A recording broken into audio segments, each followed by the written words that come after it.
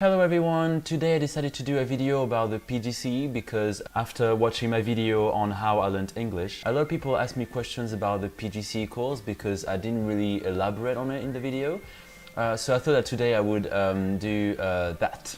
While I will try to make the video as general as possible, there might be some aspects or some points that I make that are more relevant for people doing PGCE languages. To make this video as clear as possible, I decided to divide it into main parts, let's say. So the first part will be a FAQ with questions and answers that I will give about the PGCE. And the second part will be more general advice that I would give for people that want to do the PGCE. If you haven't watched the video on how I learned English, as I mentioned earlier, I did a PGCE 2 years ago in Modern Foreign Languages, so PGCE MFL.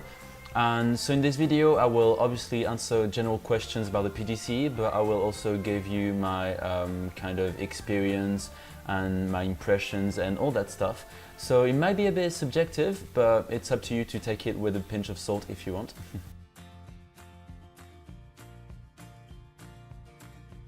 Well, basically the PGCE stands for Postgraduate Certificate in Education, and it's a teaching degree which will allow you to teach in state schools in the UK.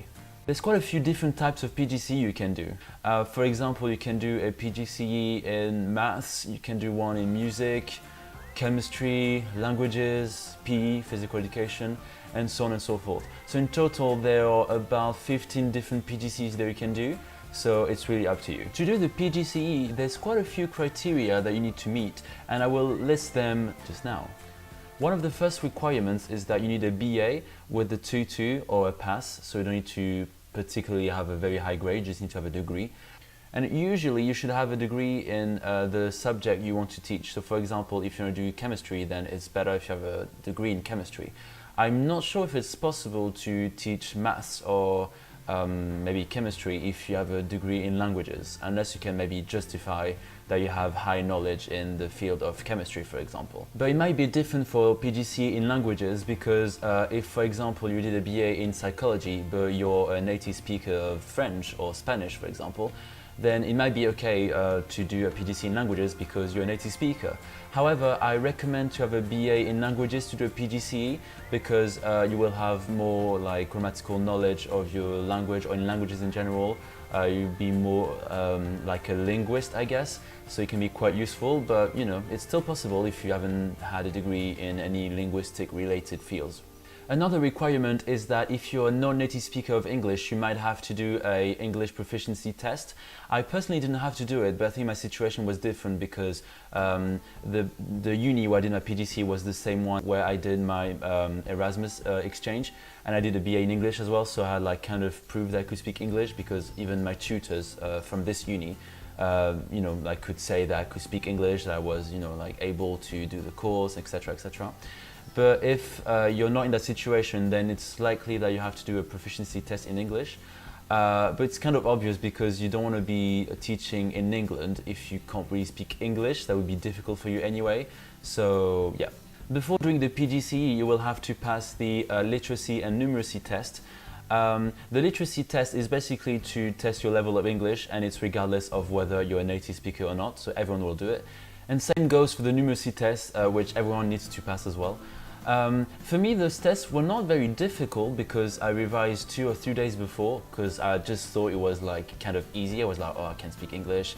I was not too bad at maths. The only thing I had to do was like to revise the terms because I knew the words in French, not in English, but that was the only thing for me. But when I started the PGCE and met my course mates, I realized that some of them had failed it like twice. So I think for some people it might be difficult. I don't think I'm particularly smart. I think maybe I just got lucky, or I mean, I don't know.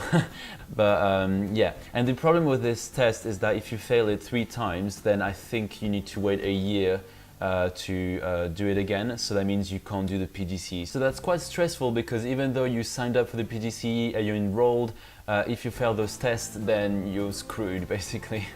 Another requirement is that you need 10 days to 2 weeks of experience in the school, and it can be different types of experiences. It can be just observing a classroom for 2 weeks, it can be working as a language assistant for a year, it can be working as a classroom assistant for students with special needs.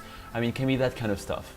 Personally, what I did was I volunteered in 2 or 3 schools in Brighton, and I was a language assistant, and I was just helping students doing French and helping them with their pronunciation. I mean, anything the teacher wanted me to do, really. And it was only 1 day a week for an hour and a half. And I did this for about 2 or 3 months, but I didn't do it every week because, you know, if I was not available or whatever, I didn't have to go. I mean, it was volunteering. And I didn't even do it for the PGCE specifically because I wasn't thinking of doing the PGCE at the time. I was just kind of curious and I had a bit of free time, so I wanted to help students because I was French and I thought I would be helpful. But anyway, what I'm trying to say is that I didn't exactly do 2 weeks or 10 days.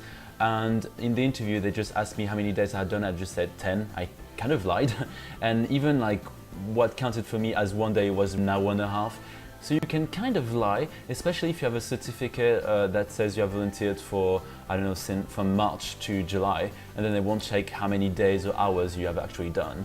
Don't get me wrong, I'm not advising you to lie and not actually do the observation or the work in a classroom, because it is very useful prior to starting the program. But for me, in my case, it was just that I couldn't really do like more than that, because when I applied and when I found out that I was doing the PGCE, it was 2 months before the course and I was in France and there was no way I could go to England like 2 weeks earlier in the middle of August, simply because the students aren't even at school in August. But don't worry, if you don't get to do the 10 days or 2 weeks observation, or if you don't do much at all, at the beginning of the PGCE you will observe your classes for about 2 or 3 weeks, so yeah, don't worry. Last requirement, and this is specifically for PGCE language students, you need 2 languages for the PGCE. Because in my case I had to teach French and Spanish, and everyone in my group had to do another language. So there was, for example, French and Spanish, German and French, German and Spanish, etc, etc. However, don't worry if you have no knowledge in a second language, or if your second language is very weak, especially if you haven't maybe spoken it in a long time, because what will normally happen is that your university will be able to offer you an intense course in the language you want to learn, but again you'd have to check that. And if you have only intermediate knowledge in, let's say, Spanish or German, which is your second language, then usually you will teach lower level classes, so maybe first year or second year of the language. So it shouldn't be too difficult. If, however, you're bilingual in the 2 languages, then you're lucky enough that you'll be able to teach them at all levels. For this specific question, I do not have much to say, because the location and the uni you choose will depend on the people. Maybe some of you will prefer to go to London, maybe some of you will prefer to go somewhere that's more countryside-y. It really depends. In terms of universities, I don't think there is one that's much better than the other ones, or much worse. You might, however, consider things like living near an airport or a station if you want to be able to go home very easily, or if you want to do some traveling. But apart from that, it's really up to you. I think you just have to do your own research, really. Something to bear in mind, though, is that don't choose your location thinking that you will go away every weekend to visit England, etc, etc. It's very likely that you won't have time to do any of that, because the PGCE is very busy. The PGCE will cost you normally 9,000 if you're a European student or UK student, and it will be more if you're an international student, but I'm not sure about the prices, so you'll have to look into that.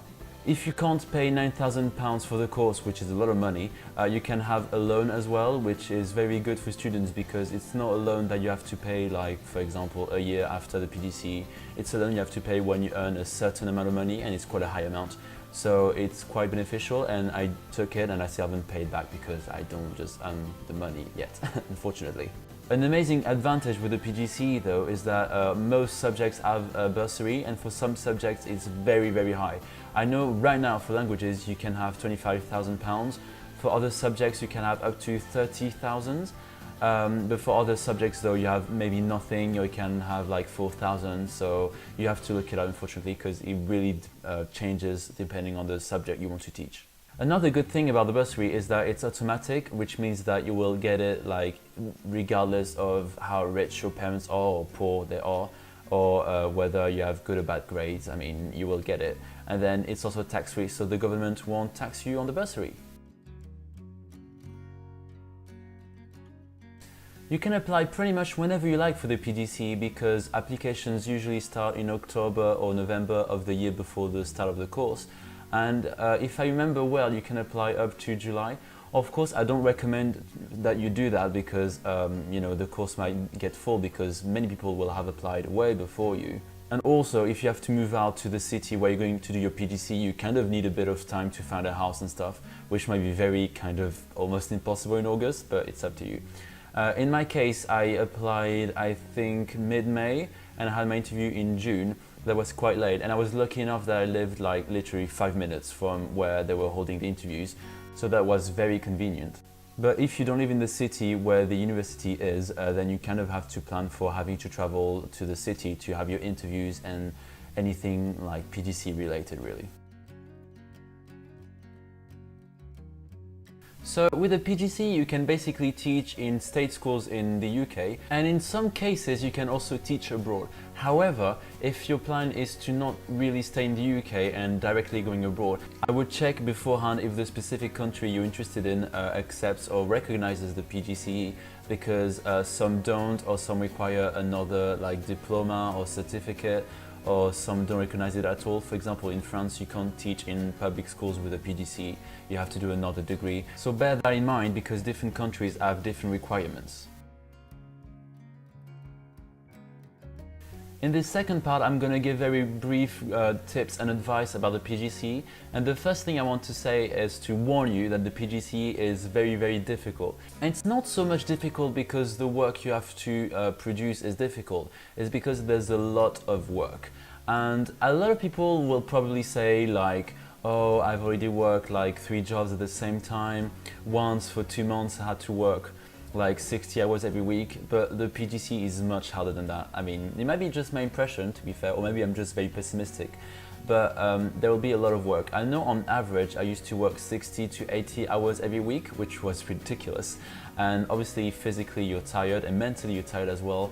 And the worst, I think, is that it's difficult to have like a social life because you have so much work to do that you can't really see many people.